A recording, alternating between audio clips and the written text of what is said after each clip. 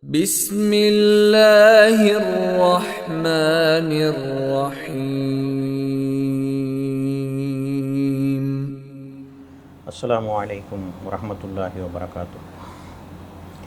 الحمد لله إن الحمد لله نحمده ونستعينه ونستغفره ونعوذ بالله من شرور أنفسنا ومن سيئات أعمالنا من يهده الله فلا مضل له ومن يضلله فلا هادي له وأشهد أن لا إله إلا الله وحده لا شريك له وأشهد أن محمدا عبده ورسوله أما بعد فقد قال الله تعالى في القرآن العظيم والفرقان المجيد أعوذ بالله من الشيطان الرجيم بسم الله الرحمن الرحيم يا أيها الناس اتقوا ربكم الذي خلقكم من نفس واحدة وخلق منها زوجها وبث منهما رجالا كثيرا ونساء واتقوا الله الذي تساءلون به والأرحام إن الله كان عليكم رقيبا. கண்ணியமிக்க எல்லாம் அல்ல அல்லாஹ்வின் அடியார்களே, அல்லாஹுடைய மாபெரும் அருளால் அவன் நம் மீது கடமையாக்கியிருக்கின்ற அந்த ஜும்ஆவினுடைய தொழுகையை அவனுடைய தூதர் முஹம்மது ஸல்லல்லாஹு அலைஹி வஸல்லம் அவர்கள் காட்டித் தந்த வழிமுறைப்படி ஏக இறைவனை வணங்கி வழிபட வேண்டும் என்பதற்காக நாம் அனைவரும் இங்கே ஒன்றாக கூடியிருக்கின்றோம். அப்படி எந்த நோக்கத்திற்காக நாம் இங்கே ஒன்று கூடி அமர்ந்திருக்கின்றோமோ அந்த நோக்கத்தை எல்லாம் அல்லாஹ் கபூல் செய்து கொள்வானாக என்ற பிரார்த்தனையோடு உரை ஆரம்பம் செய்கின்றேன். கண்ணியமிக்க எல்லாம் அல்ல அல்லாஹ்வின் அடியார்களே, நாம் வாழ்கின்ற இந்த உலக வாழ்க்கையில் நமக்கு மத்தியில் ஏற்படுகின்ற எந்த ஒரு செயல்பாடுகள் இன்பகரமான விஷயங்கள் எதுவாக இருந்தாலுமே அதில் நாம் என்ன நினைப்போம் என்று சொன்னால் அது சிறந்ததாக இருக்க வேண்டும், அழகானதாக இருக்க வேண்டும், ஒரு உயர்ந்த தரமுடையதாக இருக்க வேண்டும் என்ற அடிப்படையிலே நாம் நினைக்கக்கூடியவர்களாக இருக்கின்றோம்.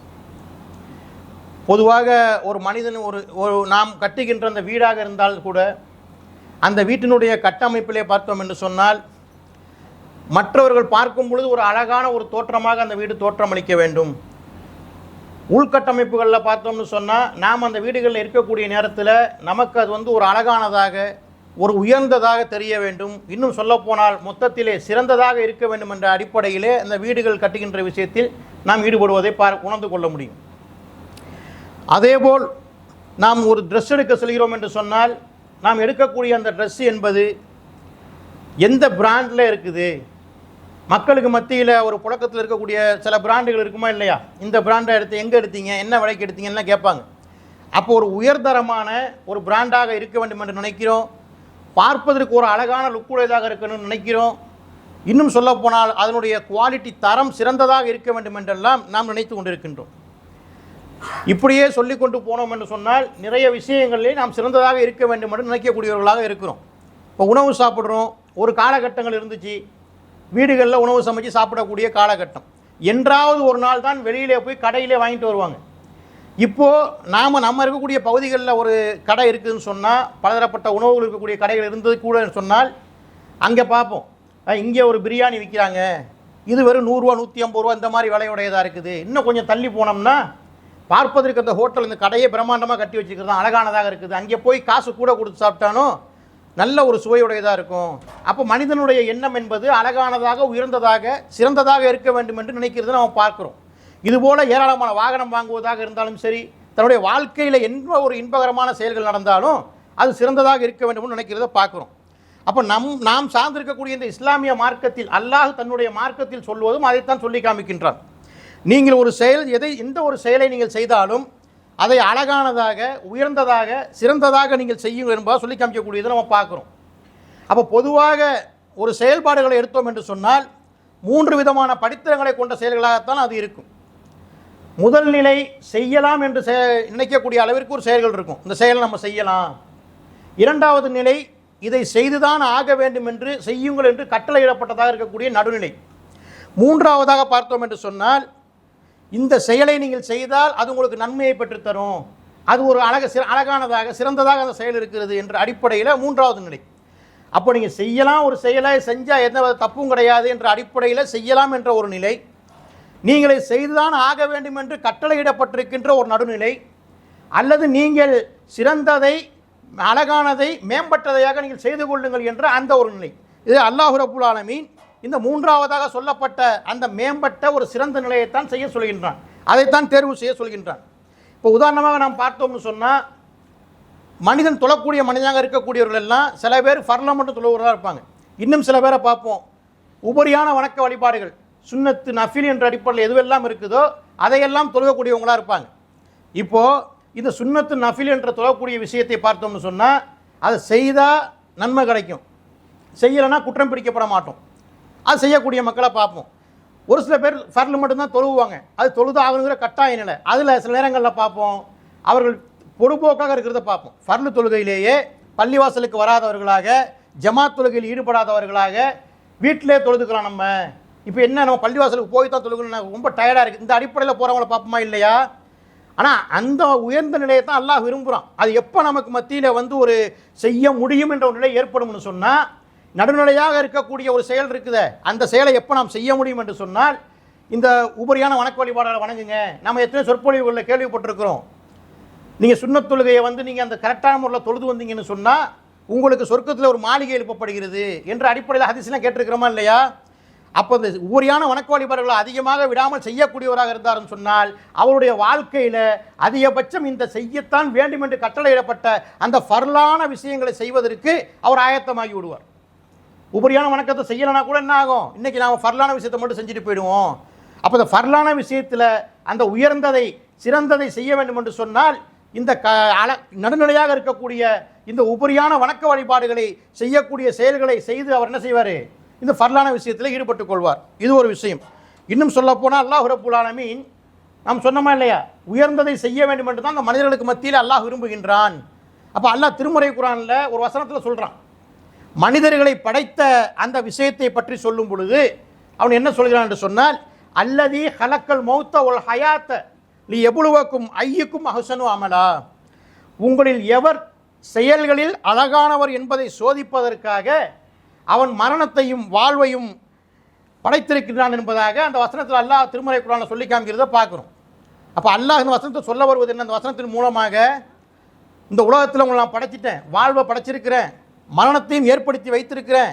இதுவெல்லாம் எதற்கு தெரியுமா, நீங்கள் செய்யக்கூடிய அந்த செயல்களிலே எவற்றை நீங்கள் அழகானதாகவும் உயர்ந்ததாகவும் சிறந்ததாகவும் செய்கிறீர்கள் என்பதை சோதிப்பதற்காகத்தான் இந்த மரணத்தையும் வாழ்க்கையையும் நாம் படைத்திருக்கின்றோம் என்பதாக அல்லாஹ் இந்த திருமறை குர்ஆனுடைய வசனத்தை சொல்லி காமிக்கிறத பார்க்குறோம். அப்போ இதை விளங்கக்கூடிய மக்களாக நாம் இருக்கணும். அப்போ சிறந்ததைத்தான் செய்ய வேண்டும், உயர்ந்ததைத்தான் செய்ய வேண்டும் என்று அல்லாஹ் விரும்பக்கூடியதாக இருக்கிறத நாம் பார்க்குறோம். அதைத்தான் இந்த திருமறை குர்ஆனுடைய வசனத்தையும் சொல்லி காமிக்கிறோம். வெறுமனே நான் உங்களை படைக்கலப்பா, வெறுமனே நீங்கள் தூங்கி எழுந்து உண்டு கழித்து குடும்ப வாழ்க்கையெல்லாம் வாழ்ந்து உங்களுடைய வாழ்வாதாரத்தை பொருளாதாரத்தை எல்லாம் தேடிவிட்டு நீங்கள் அதுக்கு மரணம் வந்தால் மரணித்துக் கொள்கின்ற அடிப்படையில் நான் அந்த அளவிற்கு நான் உங்களுக்கு ஏற்படுத்தலை. என்ன குறிப்பாக சொல்கிறான், உங்களில் யார் சிறந்த செயல்களை அழகான செயல்களை மேம்பட்ட செயல்களை செய்கிறார்கள் என்பதை சோதிப்பதற்காகத்தான் உங்களுடைய இந்த மரணத்தையும் வாழ்வையும் படைத்திருக்கிறேன் என்பதாக அல்லாஹ் திருமறை குர்ஆனில் சொல்லி காமிக்கிறதை பார்க்குறோம்.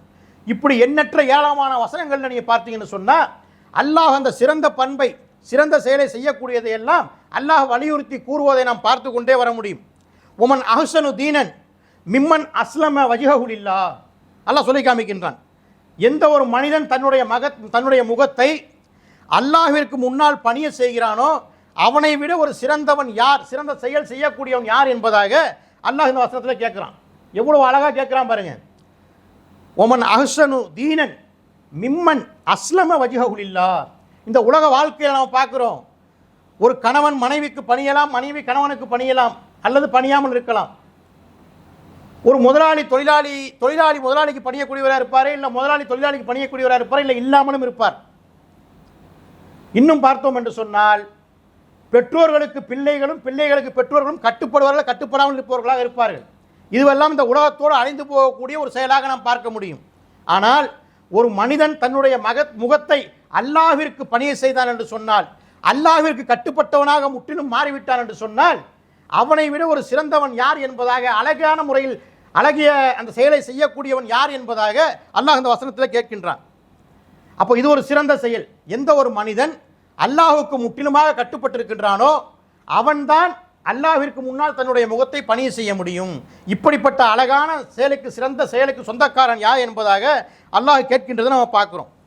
இன்னொரு மற்றொரு வசனத்தில் பார்த்தோம்னு சொன்னா ஒமன் அஹ்சனு கவுலன் மிம்மன் தஆ இலல்லாஹி வ அமில சாலிஹன் வ கால இன்னனி முஸ்லிமீன்.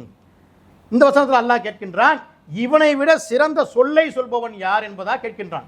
சிறந்த சொல்லுனா என்ன? ஒரு மனிதன் இருக்கின்றான், ஒமன் அஹ்சனு கவுலன் மிம்மன் தஆ இலல்லாஹி வ அமில சாலிஹன் வ கால இன்னனி முஸ்லிமீன். நல்ல செயல்களை செய்து, நல்ல சாலிஹான, நல்ல அல்லாஹுக்கு கட்டுப்பட்ட, அல்லாஹ்வுடைய தூதருக்கு காட்டி தந்த அடிப்படையில் நல்ல செயல்களை செய்து மற்ற மக்களையும் இஸ்லாத்தின் பக்கம் அழைத்து நான் முஸ்லீம் என்று சொல்கின்றானே, அப்படிப்பட்ட அந்த சொல்லை சொல்லக்கூடிய மனிதனை விட சிறந்தவன் யார் என்பதாக அல்லாஹ் கேட்கின்றான். அப்போ இங்கேயும் சிறந்த மனிதன் என்பதாக குறிப்பிடுகின்றான். ஒரு மனுஷன் எப்போ அல்லாஹுக்கு முன்னால் முகத்தை பணிய வைக்க முடியும்? அல்லாஹுக்கு முன்னால் எப்படி வந்து அல்லாஹை வணங்க வேண்டும் என்று பள்ளிவாசலுக்கு வந்து தொழுக முடியும், தொழுகையில் ஈடுபட முடியும்? அவன் அல்லாஹுக்கு முற்றிலும் கட்டுப்பட்டவனாக இருந்தால்தான், கட்டுப்பட்டு விட்டு நல்ல அமல்களையும் செய்து கொண்டு எவன் நான் முஸ்லீம் என்று மற்ற மக்களையும் அழைக்கின்றானோ அவன்தான் சிறந்த மனிதன் என்பதாக அல்லாஹ் இந்த வசனம் சொல்லி காமிக்கிறத பார்க்குறோம். ஏராளமான வசனங்கள் அல்லாஹ் இந்த உயர்ந்த தரத்திற்கு சிறந்த மனிதன் என்பதற்கு அல்லாஹ் விளக்க உரைகள் நிறைய குர்ஆனுடைய வசனங்களில் சொல்லி கொண்டு காமிச்சிட்டு போயிருக்கிறதே பார்க்குறோம். இன்னும் பார்த்தோம் என்று சொன்னால் எத்தனையோ விதமான வரலாற்று நிகழ்வுகளை அல்லாஹ் திருமறை குர்ஆனிலே நமக்கு மத்தியில் சொல்லி காமிக்கின்றான். அந்த வரலாறுகளை பெரும்பாலும் நாம் பயான் சொற்பொழிவுகளில் தான் கேட்போம். நாமெல்லாம் எடுத்து சிந்தித்து படித்து பார்ப்போமா என்று சொன்னால் அது மிக மிக குறைவாகத்தான் இருக்கிறது. அந்த வரலாறுகளை பற்றி சொல்லும் பொழுது கூட நஹ்னு நகுஸ்ஸு அலைக்க அஹ்ஸனுல் கஸஸ் அல்லாஹ் சொல்லி காமிக்கின்றான். பிமா அவ்ஹைனா இலைக்க ஹாதல் குர்ஆன். அல்லாஹ் வரலாற்றை சொல்றான், நஹ்னு நகுஸ்ஸு அலைக்க அஹ்ஸனுல் கஸஸ், உங்களுக்கு நான் அழகிய வரலாறுகளை நாம் கூறியிருக்கின்றோம். பிமா அவ்ஹைனா இலைக்க ஹாதல் குர்ஆன், இந்த திருமறை குர்ஆனை உங்களுக்கு வழங்கியதன் வழியாக நாம் அழகான வரலாற்று சம்பவங்களை உங்களுக்கு இந்த குர்ஆனிலே நாம் அருளியிருக்கின்றோம் என்பதாக அல்லாஹ் சொல்லி காமிக்கின்றான். அல்லாஹ் அருளியிருக்கின்ற வரலாறை போய் நீங்கள் எடுத்து பார்த்தீங்கன்னு சொன்னால் நமக்கு படிப்பினை பெறக்கூடியதாக இருக்கும். ஒன்று நம்முடைய வாழ்க்கையில், மனிதர்களுடைய வாழ்க்கையில் இதை செய்யக்கூடாது என்ற படிப்பினை பெறக்கூடியதாக இருக்கும், அல்லது இதை செய்ய வேண்டும் என்பதற்கு படிப்பினையாக இருக்கக்கூடிய வரலாறாகத்தான் வரலாறுகளை அல்லாஹ் படைத்திருக்கின்றான். அதைத்தான் நான் சொல்லும் பொழுது சிலாகித்து சொல்கிறான். வெறுமனே நான் அந்த வரலாறை உனக்கு சொல்லி காமிக்கலப்பா, உலக வாழ்க்கையில் நீ கேட்குறிய, உலக வாழ்க்கையில் நீ பார்க்குறிய கற்பனை கதைகளை எழுதி கற்பனை கதைகளின் மூலமாக மக்களை திசை திருப்புறதை பார்க்குறோமா இல்லையா? அப்படிப்பட்ட வெறுமனே நீ கற்பனை கதையாக கேட்பதற்கு நான் இந்த வரலாறுகளை சொல்லவில்லை. அல்லாஹ் சொல்லி காமிக்கின்றான். எதுக்கு சொல்கிறான்? நான் அது ஒன்று உங்களுக்கு வாழ்க்கையில் இதை போல் செய்துவிடக்கூடாது என்பதற்கு படிப்பினையாக இருக்கும், அல்லது நீங்கள் செய்ய வேண்டும் என்பதற்கு படிப்பினையாக இருக்கும். அதற்காகத்தான் இந்த அழகிய வரலாறுகளை, இந்த திருமறை குர்ஆனை உங்களுக்கு அருளியதன் மூலமாக நாம் சொல்லி காமிக்கின்றான். எத்தனையோ வரலாறுகளை பார்க்குறோம் தானே. இன்றைக்கி நம்முடைய இஸ்லாமிய சமுதாயத்தையே பார்க்குறோம். சினிமா நடிகர்களின் பின்னால் அவர்கள் பிறந்தது எப்போ, வளர்ந்தது எப்போ, எந்த பள்ளிக்கூடத்தில் படித்தார் என்பதெல்லாம் பார்க்குறோம். இன்னும் பார்க்குறோம், அந்த சினிமாவிலேருந்து வந்த ஒருத்தர் முதலமைச்சராக வந்ததற்கு பிறகு அவரை பற்றி ஸ்லாகி சொல்கிறத பார்க்குறோம். சில பேர் நகைச்சுவைக்காக மீம்ஸ்லாம் போடுறாங்கல்ல, முதலமைச்சர் சட்டை போட்டார், முதலமைச்சர் கோட்டு போட்டார், முதலமைச்சர் சாப்பிட வந்துட்டு இப்படிலாம் சொல்கிறோமே. இந்த மாதிரி பொடுபோக்குத்தனமாக இருப்பதற்கு, கேலி செய்வதற்கு, அல்லது கற்பனைக்கான கதை நீங்கள் வழிகட்டு போவதற்கு நாம் சொல்லலை. இந்த அஹ்ஸனுல் கஸஸ் அழகிய வரலாறை நீங்கள் படிப்பதன் மூலமாக உங்களுடைய வாழ்க்கையை நீங்கள் படிப்பினை பெற முடியும் என்பதற்காகத்தான் இந்த வரலாறுகள் நாம் திருமறை குர்ஆனில் அழகிய முறையில் கூறியிருக்கிறோம் என்பதாக அல்லாஹ் சொல்லி காமிக்கின்றான். மற்றொரு வசனத்தில் பார்த்தோம்னு சொன்னால், இத்தபிஉ அஹ்ஸனமா உன்சில இலைக்கும் மிர் ரப்பிக்கும், உங்கள் இறைவன் அருளியதில் நீங்கள் அழகானதையே சிறந்ததையே பின்பற்றுங்கள் என்பதாக அல்லாஹ் சொல்லி காமிக்கின்றான். இப்படி நிறைய வசனங்கள். வகுல்லி இபாதி யக்கூலுல்லதி ஹிய அஹ்ஸன், நபியே என்னுடைய அடியார்களுக்கு நீங்கள் அழகான பேச்சுக்களையே, சிறந்த பேச்சுக்களையே பேச வேண்டும் என்பதாக நீங்கள் சொல்லுங்கள் என்பதாக, கற்றுக் கொடுங்கள் என்பதாக அல்லாஹ் தன்னுடைய நபிக்கு சொல்லி காமிக்கின்றான். இப்போ எத்தனை பேர் பேச்சுக்களில் வித்தியாசமான பேச்சுக்களை பேசுகிறோம், மார்க்கத்திற்கு புறம்பான பேச்சுக்களை பேசுகிறோம், ஒரு மனிதனை பற்றி அவதூறு பேசக்கூடிய பேச்சுக்களை பேசுகிறோம், ஒரு மனிதத்தில் இல்லாத விஷயங்களை பொய்யாக இட்டுக்கட்டி பேசக்கூடிய பேச்சுக்களை பார்க்குறோம். இந்த பேச்சுக்கள் எல்லாம் அல்லாஹ்வின் பார்வையிலே அழகான பேச்சுக்கள் அல்ல, அல்லாஹ்வுடைய பார்வையிலே அசிங்கமான பேச்சுக்கள். அதனால தான் அல்லாஹ் சொல்லி காமிக்கின்றான், நபியே என்னுடைய அடியார்களுக்கு அழகானதையே நீங்கள் பேச சொல்லுங்கள். அல்லாஹு நஜ்ஜல அஹ்ஸனுல் ஹதீஸ், அல்லாஹ் அழகான பேச்சையே அருளி இருக்கின்றான் என்பதாக மற்றொரு வசனத்தில் அல்லாஹ் சொல்லி காமிக்கின்றான். இப்படியே நாம் திருமறை குர்ஆனில் எடுத்து பார்த்தோம் என்று சொன்னால், நீங்கள் அழகானதையே செய்யுங்கள், மேம்பட்டதையே செய்யுங்கள், சிறந்த செயலையே செய்யுங்கள், சிறந்த பேச்சுக்களை பேசுங்கள் என்ற அடிப்படை அல்லாஹ் ரப்புல் ஆலமீன் திருமறை குர்ஆனிலே சிறந்ததை வலியுறுத்தி சொல்லிக்கொண்டே போவது நம்மால் பார்க்க முடியும். இப்போ நம்மளுடைய நிலைமையில் நீங்கள் அப்படியே இந்த விஷயத்தை எல்லாம் வைத்துக்கொண்டு நம்முடைய தொழுகை நிலையை நீங்கள் கொஞ்சம் எடுத்து பாருங்கள். நாம் தொழுகிறோம், அல்லாஹ்வை வணங்க வேண்டும் என்று அந்த கட்டளையை விளங்கி வைத்திருக்கின்றோம். அந்த தொழுகையை தொழ வருகிறோம், ஜமாத்தோடு தொழுகின்றோம். இன்ன பிற நேரங்களில் ஜமாத் அல்லாமல் தனியாக தொழுகின்றோம். இப்படி இந்த தொழக்கூடிய தொழுகையில் சிறந்த தொழுகை எது என்பதை நாம் விளங்கி தொழுது கொண்டிருக்கிறோமா? நாம் சொல்லுவோம் ஜமாத்தோடு சேர்ந்து தொழுவது கட்டாய கடமை, 27 மடங்கு நன்மை கிடைக்கும். இதெல்லாம் வாஸ்தவம் தான், இல்லைன்னு சொல்லலை. அது ஒரு புறம் இருக்கட்டும். அல்லாஹ்வுடைய தூதர் ஸல்லல்லாஹு அலைஹி வஸல்லம் சொல்கிறாங்க, அஃவலு ஸலாத்தி தூளுல் குனூத்தி. தொழுகை பற்றி சொல்லும்போது சொல்கிறாங்க, அஃவலு ஸலாத்தி தூளுல் குனூத்தி. சிறந்த தொழுகை எது தெரியுமா? தொழுகையிலே நீண்ட நேரம் துஆ கேட்கிறீர்களே, அப்படி துஆ கேட்டு தொழுகக்கூடிய அந்த தொழுகை தான் தொழுகையிலே சிறந்த தொழுகை என்பதாக சொல்லி காமிக்கிறாங்க. இப்போ நீண்ட நேரம் துஆ கேட்குறது நம்ம கேட்க முடியுமா? இமாம் ஜமாத்தோடு சேர்ந்து நம்ம தொழுகிறோம்னு சொன்னால் இமாமுக்கு கட்டுப்பட்டு அவங்க அந்த முடிக்கிறத நம்மளும் முடிச்சிடணும். நிறைய நேரங்களில் நஃபிலான தொழுகையை தொழுகிறோம், ஃபர்லான வணக்க வழிபாடு ஃபர்லான தொழுகையை தொழுகிறோம். ஃபர்லான தொழுகை சில நேரங்களில் ஜமாத்தோடு செய்யாமல் தனியாக தொழுகிறோமா இல்லையா? அந்த நேரத்தில் தொழுகிறோம். உபரியான வணக்க வழிபாடுகள்லாம் செய்கிறோமா இல்லையா? அந்த மாதிரி நேரங்களில் உங்களுடைய அந்த சஜிதாவுடைய கடைசி சஜிதாவில் நீங்கள் நீண்ட நேரம் துஆ செய்து தொழுது கொள்ளுங்கள். அதைத்தான் இங்கே எல்லா இடத்துல சொல்லி காமிக்கிறாங்க. தொழுகையில் சிறந்த தொழுகை தெரியுமா? நீண்ட துஆக்கள் செய்யக்கூடிய தூளுல் குனூத்தி, நீண்ட துஆக்கள் ஓதக்கூடிய அந்த தொழுகை தான் சிறந்தது என்பதாக சொல்லி காமிக்கிறாங்க. தொழுகையில் நம்ம நிறைய துஆ கேட்குறோமா இல்லையா? தக்பீரை கட்டின ஒன்று துஆ கேட்குறோம், அல்ஹம்து சூரால துஆவின் பகுதி வருது, ருக்குவில் துஆ செய்கிறோம், சஜிதால துஆ செய்கிறோம், 2 சஜிதாக்களுக்கு மத்தியில் துஆ செய்கிறோமா இல்லையா? அப்போ இப்படி செய்தாலும் கூட நீங்கள் தனியாக தொழக்கூடிய நேரங்களிலே அந்த கடைசி சஜிதால நீங்கள் தூளுல் குனூத்தி நீண்ட துஆவை செய்யக்கூடியவர்களாக இருந்தீர்கள் சொன்னால் அது ஒரு சிறந்த தொழுகையாக இருக்கிறது என்பதாக சொல்லி காமிக்கக்கூடிய செயலை நம்ம பார்க்குறோம். இன்னும் பார்த்தோம்னு சொன்னால் ஒரு அடியானுக்கும் தன்னுடைய ரப்புக்கும் அல்லாஹ்விற்கும் மிக நெருக்கமான அந்த இடம் எதுன்னு சொன்னால் சஜிதா செய்யக்கூடியது தான். ஒரு மனிதன் அல்லாஹ்விடத்தில் நெருக்கமாக இருக்க முடியும்னு சொன்னால் சஜிதா சுஜூத் செய்யக்கூடிய நேரத்தில் தான் இருக்க முடியும். அதனால தான் அல்லாஹ்வுடைய தூதர் ஸல்லல்லாஹு அலைஹி வஸல்லம் அவர்கள் அந்த சுஜூதில் சொல்லி காமிக்கிறாங்க, ஃபஅக்ஸிரு துஆ, நீங்கள் நீண்ட நேரம் அதிகமாக துஆ செய்யுங்கள் என்பதாக சொல்லி காமிக்கிறாங்க. அல்லாஹ் நீங்களும் நெருக்கமாக இருக்கிற இடம் எது தெரியுமா? சுஜூது செய்யக்கூடிய நேரம் தான். அந்த நேரங்களில் ஃபஅக்ஸிரு துஆ, நீங்கள் நீண்ட ஒரு துஆவை செய்து கொள்ளுங்கள் என்பதாக அல்லாஹ்வுடைய தூதர் ஸல்லல்லாஹு அலைஹி வஸல்லம் அவர்கள் சொல்லி காமிக்கிறாங்க. இன்னும் பள்ளிவாசலில் சில பேரை பார்ப்போம், தொழுகையெல்லாம் முடிச்சிடுவாங்க. தொழுகையெல்லாம் முடிச்சுட்டு கடைசியாக ஒரு சஜிதா ஒன்று செஞ்சு துஆ கேட்டுட்டு இருப்பாங்க நீண்ட நேரம். இதற்கு மார்க்கத்தில் அனுமதி இல்லை, அல்லாஹ்வுடைய தூதர் காட்டித்தரலை. அதை நம்ம விளங்கிக்கணும். ஏன்னா இன்றைக்கி நம்ம ஏகத்துவ சிந்தனையில் இருக்கக்கூடிய எத்தனையோ மக்களுமே செய்யக்கூடியதை நம்ம பார்க்குறோம். இந்த மர்க்கஸ்கள்லேயே நம்ம பார்த்துருக்குறோம் ஒரு சில நேரங்களில். நாம் தொழுகையில் அதனால தான் துவா செஞ்சுருப்போம், தொழுகைக்கு வெளியே நிறையா துவா செய்வோம், தொழுகை முடிஞ்சிருக்கு பிறகு கையை ஏந்தி துவா செய்வோம்.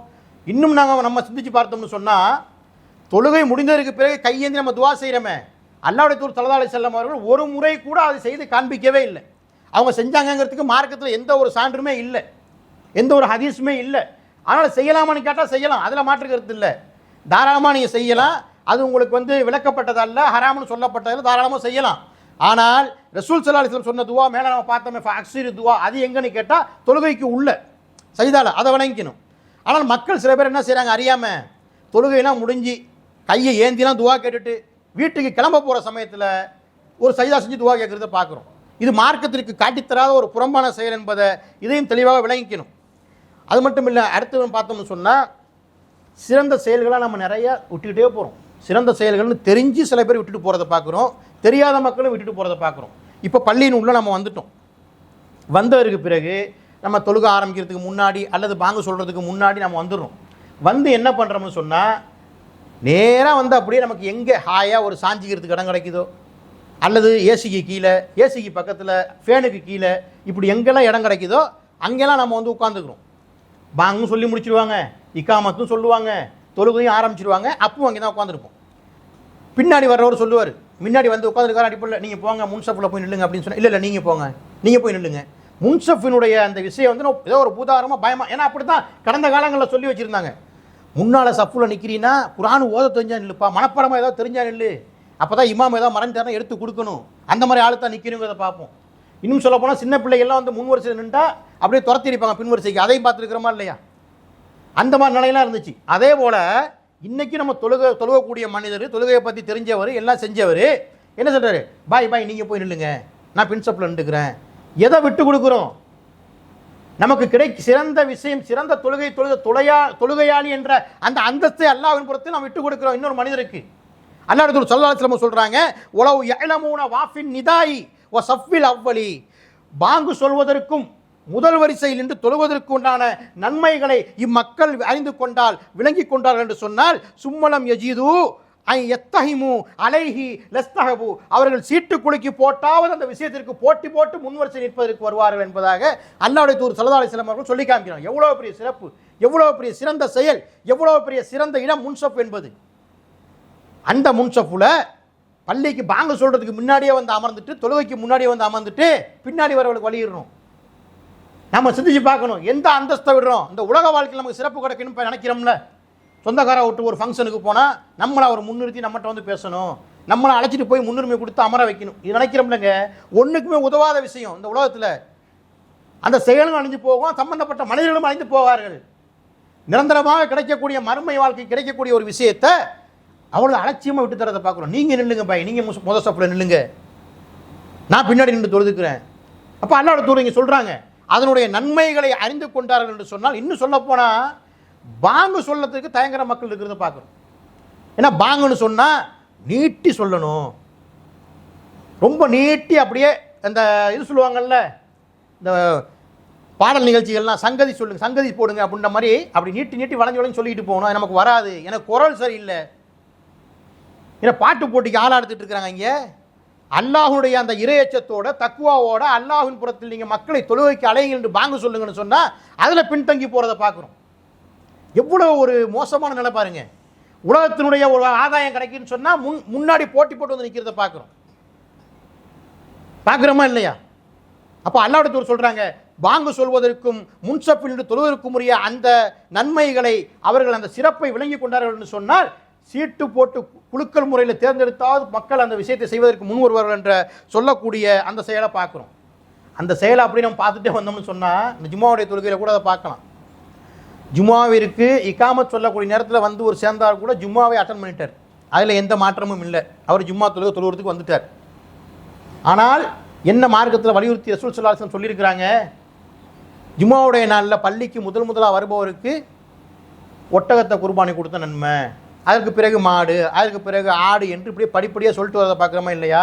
இமாம் பயான் பிரசங்கம் செய்வதற்கு ஆரம்பம் செய்து விட்டால் எந்த தஃப்தரில் உங்களை பதிவு செய்யப்படுதோ அந்த தஃப்தரை மூடி வச்சுட்டு மலக்குமார்களும் பயான் கேட்க, சொற்பொழிவு கேட்க வந்துடுவாங்கன்னு சொல்லப்படுது. அந்த விஷயத்தில் எவ்வளோ பேர் இன்றைக்கி நம்ம வந்து முயற்சி செய்கிறோம். அதுவும் ஒரு சிறப்பு தானே, அது ஒரு சிறந்த விஷயம் தானே. அந்த சிறந்த செயலை செய்கிறதுக்கு முன் வரமா? கரெக்டாக பார்க்குறது 1:05 பயான் முடியும்ப்பா, ஜமாத் ஆரம்பிப்பாங்க, நம்ம 1 மணிக்கு போனால் போதும், கொஞ்சம் பயானுடைய விஷயத்தில் லேசாக காதில் கேட்ட மாதிரியும் ஆகிடும், தொழுகையில் கலந்துக்கிட்ட மாதிரியும் ஆகிடும், ஜும்மாவுக்கு வந்த நன்மை உங்களுக்கு கிடச்சிடும். ஆனால் அல்லாஹ் மேம்பட்ட அழகான சிறந்ததை செய்யுங்கள் என்பதாக அல்லாஹ் சொல்கிறானே, அதைத்தான் அல்லாஹ் விரும்புகின்றானே, அந்த பட்டியலில் நாம் வருவோமா? அப்போ இதையெல்லாம் விளங்கி பார்க்கணும். இன்னும் சொல்ல போனால் கொடுக்கல் வாங்கல் விஷயமாக இருந்தாலும் சரி, அந்த கொடுக்கல் வாங்கல் விஷயத்தில் நாம் அழகான முறையில் நடந்துக்கணும், சிறந்த முறையில் நடந்துக்கணும். ஒரு மனிதனிடத்திலே நாம் கடனாக வாங்கியிருக்கிறோம் என்று சொன்னால் அந்த கடனை சிறந்த முறையில் திருப்பி தருவதற்கு அந்த முயற்சியை நாம் எடுக்கணும். அதுவும் ஒரு சிறந்த செயலாக இருக்குது. இன்னும் பார்த்தோம்னு சொன்னால், நீங்கள் வாங்கிட்டீங்களா, பணம் வாங்கியிருக்கிறீங்களா, அதை உங்கள் வியாபாரத்தில் போட்டு நீங்கள் ஈடுபடுத்தி இருக்கிறீங்களா, உங்களுக்கு லாபம் அதிகமாக கிடைச்சிருக்குதா, நீங்கள் சிறந்த முறை என்று சொன்னால் அல்லாஹ்வுடைய தூதர் ஸல்லல்லாஹு அலைஹி வஸல்லம் சொல்லி காமிக்கிறாங்க, நீங்கள் அவர்களுக்கு எக்ஸ்ட்ரா ஏதாவது சேர்த்து கொடுங்க, நீங்கள் மனம் வந்து கொடுப்பதை சேர்த்து கொடுங்க. அவர் கேட்கல, அவர் கேட்டால் அது வட்டி ஆகிடும், இவ்வளோ தாங்கன்னு. நீங்கள் உங்களால் எவ்வளோ முடியும், ஒரு 10,000 ரூபா வாங்கியிருக்கிறீங்களா, 50,000 ரூபா வாங்கியிருக்கிறீங்களா, 200 ரூபா அதிகமாக கொடுக்க முடியுமா, 500 ரூபா அதிகமாக கொடுக்க முடியுமா, அது நீங்கள் சிறப்பு கொடுங்க. அவர் வேணான்னு சொன்னாலும் நீங்கள் கொடுங்க, அது ஒரு சிறந்த முறை என்பதாக சொல்லி காமிக்கிறாங்க. அல்லாஹ்வுடைய தூதருடைய வாழ்க்கையில் நடந்த சம்பவம் கேள்விப்பட்டிருக்கிறோமா இல்லையா? அல்லாஹ்வுடைய தூதர் மனிதர்கிட்ட கடன் வாங்கின அந்த விஷயம், நான் வாங்கிய கடனை போல அந்த ஒட்டகத்தை திருப்பி கொடுங்கன்னு சொல்லும்பொழுது, அதை விட நல்ல விதம் நல்ல உடல் பலத்தோடு இருக்கக்கூடிய வயது அதிகமான ஒட்டகம் தான் இருக்குதுன்னு சொல்கிறாங்க, அதையே அவர்களுக்கு கொடுங்க அப்படின்னு சொல்கிறாங்க. அப்போ அதே போல் அழகான முறையில் திருப்பி கொடுப்பதற்கு நாம் முயற்சி செய்ய வேண்டும். அப்போ இதுவும் மார்க்கத்தில் சிறந்ததாக இருக்குது. இதே போல் இன்னும் ஏராளமான செயல்பாடுகள் சிறந்த செயலாக இருக்குது. அதையெல்லாம் அறிந்து அல்லாஹ்வுடைய தூதர் ஸல்லல்லாஹு அலைஹி வஸல்லம் அவர்கள் காட்டி தந்த விஷயமாக எது இருக்கிறதோ, சிறந்ததாக இருக்கிறதோ, அதை அறிந்து அந்த அடிப்படையில் வாழக்கூடிய மக்களாக நாம் இருப்போம் என்று கூறி முதல் உரையை நிறைவு செய்கிறேன். அல்ஹம்துலில்லாஹி ரப்பில் ஆலமீன் வஸ்ஸலாத்து வஸ்ஸலாமு அலா ஹாத்தமில் அன்பியா வல் முர்சலீன். கண்ணியமிக்க எல்லாம் அல்ல அல்லாஹ்வின் அடியார்களே, சிறந்த செயல்களை நாம் செய்ய வேண்டும் என்ற அந்த அடிப்படை, அந்த நோக்கத்தோடு முதல் உரையிலே ஒரு சிறந்த விஷயங்களை பார்த்தோம். அதே போல் அல்லாஹ்வுடைய தூதர் ஸல்லல்லாஹு அலைஹி வஸல்லம் அவர்கள் ஏராளமான சிறந்த செயல்களை நமக்கு சொல்லி காமிக்கிறார்கள். நமக்கு மத்தியிலே எதையெல்லாம் இதுவெல்லாம் செஞ்சால் என்ன நன்மை கிடைக்க போகுது என்று அற்பமாக நாம் நினைக்கக்கூடிய செயல்பாடுகள் இருக்குதோ அதையெல்லாம் பட்டியலிட்டு காமிக்கிறாங்க. உங்களுடைய நண்பனை நீங்கள் சந்திப்பதாக இருந்தால் மலர்ந்த முகத்தோடு நீங்கள் சந்தியுங்கள், அதுவும் ஒரு சிறந்த செயல்னு சொல்கிறாங்க. அதே போல் ஒரு மனிதர் அல்லாஹ்வுடைய தூதரிடத்தில் வந்து இஸ்லாத்தில் சிறந்த செயல் எது என்று கேட்கும் பொழுது அறிந்தவருக்கும் அறியாதவருக்கும் நீங்கள் சலாம் சொல்லுங்கள், பசித்தவருக்கு உணவளியுங்கள் என்பதாக சொல்லி காமிக்கிறாங்க. இதுவும் சிறந்த செயல் தான். இப்படி ஒன்று ஒன்றாக நாம் பார்த்துட்டே போனோம்னு சொன்னால் நம்மளுடைய வாழ்க்கையில் நாம் ஓரம் கட்டி வச்சுருப்போம். தொழுகிறதுக்கு தான் சிறப்பான ஒரு நன்மை கிடைக்கும், தொழுகிறதுக்கு நன்மை கிடைக்கும் தான் இல்லைன்னு சொல்லலை. அதே போல் ஒரு மனிதருக்கு வந்து நாம் சலாசுரத்தில் என்ன நன்மை கிடைச்சிட போகுது, அவரை பார்த்து சிரிக்கிறதுனால என்ன நன்மை கிடைச்சிட போகுதுன்னா பார்ப்போம். அதான் இதுவெல்லாம் ஒரு சிறந்த செயலாக இருக்குது என்பதாக அல்லாஹ்வுடைய தூதர் ஸல்லல்லாஹு அலைஹி வஸல்லம் சொல்லி காமிக்கிறாங்க. அப்போ இந்த அடிப்படையில் சிறந்த செயல்களை செய்யக்கூடிய மக்களாக நாம் இருக்கணும். இன்னும் பார்த்தோம் என்று சொன்னால் அல்லாஹ்வுடைய தூதர் ஸல்லல்லாஹு அலைஹி வஸல்லம் அவர்கள் சொல்லி காமிக்கிறாங்க, அல் ஹலாலுன் பையினுன் ஒல் ஹராமுன் பையினுன். ஹலால் எது ஹராம் எது என்பதை தெளிவாக உங்களுக்கு பிரித்து காண்பித்தாகிவிட்டது. அல்லதி ஓ பைனஹுமா உமூருன் முஸ்தபிஹாத். இருந்தாலும் அதிலே சந்தேகத்திற்கிடமான சில செயல்கள் இருக்கின்றன. இப்போ உலக வாழ்க்கையில் மக்களுக்கு மத்தியில் இது ஹராமு இது ஹலால் என்று பிரித்து காண்பிச்சாச்சு. அதில் சந்தேகத்திற்கிடமான ஒரு சில செயல்களும் இருக்கின்றன. தமா யுரீபுக்க இலா மாலா யுரீபுக்க. நீங்கள் எதுவெல்லாம் சந்தேகத்திற்கிடமாக இருக்கிறதோ அந்த விஷயங்களை செய்யாதவர்களாக நீங்கள் இருந்து கொள்ளுங்கள் என்பதாக அல்லாஹ்வுடைய தூதர் ஸல்லல்லாஹு அலைஹி வஸல்லம் அவர்கள் சொல்லி காமிக்கிறார். இது நீண்ட நெடிய ஒரு ஹதீஸு. நாம் இப்போ நமக்கு தேவைக்கு மட்டும் நாம் பார்க்கிறோம் ஒரு சில விஷயங்களை எடுத்து. அப்போது ஹலால் எது ஹராம் எது என்பதை தெளிவாக பிரித்து காண்பித்தாகிவிட்டது. நீங்கள் வந்து சந்தேகத்திற்கிடமான ஒரு செயல்கள் இருக்குது, அதை செஞ்சிடாதீங்கன்னு அல்லாஹ்வுடைய தூதர் ஸல்லல்லாஹு அலைஹி வஸல்லம் சொல்லி காமிக்கிறாங்க. ஆனால் நம்முடைய வாழ்க்கையில் எப்படி நம்ம செய்வோம், இது ஹராம்னு டிக்ளேர் பண்ணல தானே, சந்தேகத்திற்கிடமான செயல்கள் தானே அல்லாஹ்வுடைய தூதர் சொல்லியிருக்கிறாங்க. இது நம்ம செஞ்சால் என்ன பெரிய குற்றம் வந்துட போகுது. ஏன்னா அல்லாஹ்வுடைய தூதரே சொல்லிட்டாங்க. அல்லாஹ்வுடைய தூதர் அல்லாஹ் சொல்லாமல் சொல்லியிருப்பாங்களா? அல்லாஹ்வுடைய தூதரே சொல்லிட்டாங்க சந்தேகத்திற்கிடமான செயல்கள் இருக்குதுன்னு. அதை மட்டும் எடுத்துக்கிறோம். இதில் நீங்கள் ஈடுபடாங்கன்னு பின்னாடி சொல்கிறாங்களே, அதை எடுத்துக்க மாட்டேங்கிறோம். அப்போ நம்ம சந்தேகத்திற்கிடமான செயல்களை செஞ்சு பார்த்தா என்ன என்கிற அடிப்படையில் நாம் அதில் போனோம் என்று சொன்னால் அது வேலி தாண்டி பயிரை மேய்ந்த கதையாயிடும். எப்படி சொல்கிறாங்கன்னா, உங்கள்கிட்ட கால்நடைகள் இருக்குதுன்னு சொன்னால் உங்களுடைய நிலங்களில் நீங்கள் அதை மேய விடுறீங்க, அது ஹலால். வேலி ஓரமாக அது போய் மேய போகுது, பக்கத்தில் உள்ளவருடைய அந்த நிலத்தினுடைய வேலி ஓரமாக மேய போகுது. நீங்கள் கண்டுக்காமல் விட்டீங்கன்னு சொன்னால் அந்த வேலியையும் மேய்ஞ்சிட்டு அடுத்தவருடைய நிலத்தினையும் பூந்துருதா இல்லையா? அப்போ அது ஹராம் தானே. அப்போ நீங்கள் இதை செஞ்சு பார்த்தா என்ன இது குற்றமாக சொல்லலையேன்னு சொல்லிட்டு நீங்கள் அதில் போய் செய்ய ஆரம்பிச்சிங்கன்னா எதுவெல்லாம் இந்த உலக வாழ்க்கையில் உங்களுக்கு ஹராம் என்று சொல்லப்பட்டிருக்கிறதோ அதிலே எல்லாம் நீங்கள் போய் உள்ளே உளுந்து அதெல்லாம் பாதாளத்துக்கு சென்று நாளை மறுமையிலே நரகத்திற்கு செல்லக்கூடிய மக்களாக மாறிவிடுகின்ற அடிப்படையில் எதுவெல்லாம் மார்க்கத்தில் இதுதான் சிறந்த செயல், உயர்வான செயல், அழகான செயல் என்று வழிகாட்டி தரப்பட்டிருக்கிறதோ அப்படிப்பட்ட செயல்களை நாம் சரியான முறையில் அறிந்து நம்முடைய வாழ்க்கையில் நாம் பயன்படுத்தக்கூடிய மக்களாக மாறுவோம்.